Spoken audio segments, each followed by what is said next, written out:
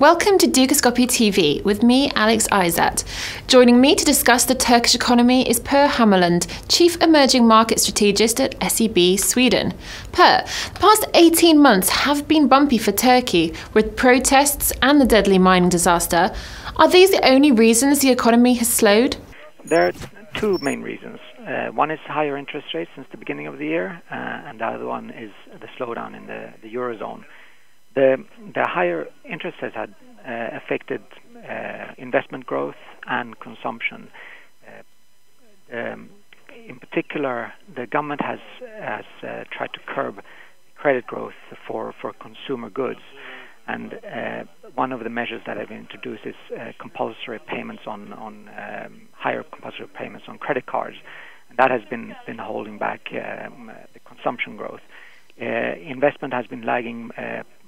Partly because of higher interest rates, of course, but also because of structural constraints on the Turkish economy with a pretty unfavorable business environment.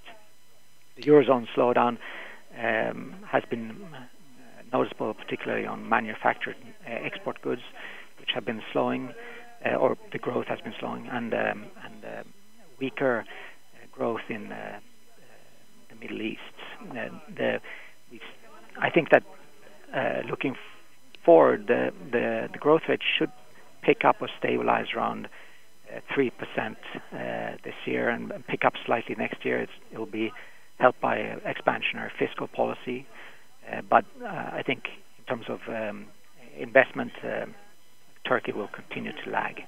Is it likely the geopolitical tensions could affect tourism and in turn lead to a downturn on figures?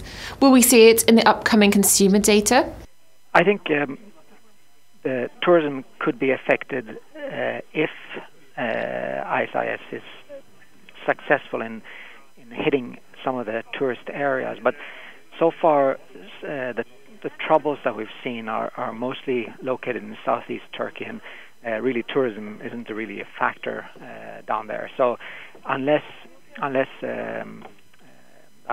the Islamic State, will hit Turkey in Istanbul or Ankara or in the coastal regions on the Mediterranean coast, I think it's unlikely that tourism will be hurt because of the troubles in Turkey. It could be we could see a slowdown in tourism if the German economy continues to slow down, but I think tourists, as we've seen in the case with Egypt, it's not until there's a real crisis or a real threat of a terrorist attack that tourism is affected.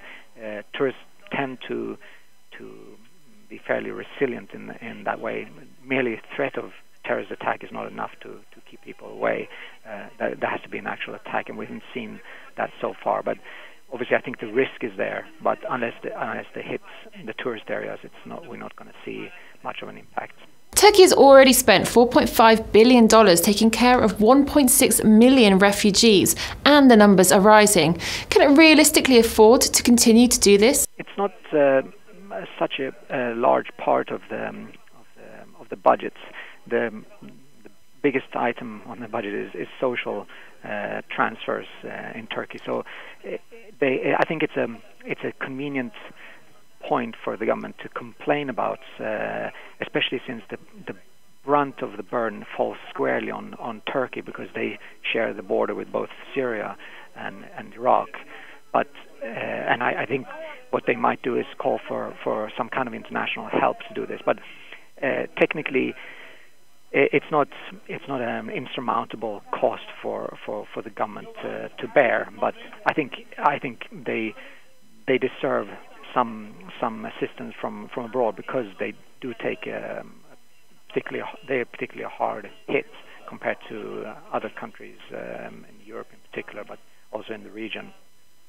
But I think they can afford to pay for this for a while longer. Thanks, Per. That's all we have time for today. Keep watching Dukascopy TV for more news on the market as it happens. Goodbye.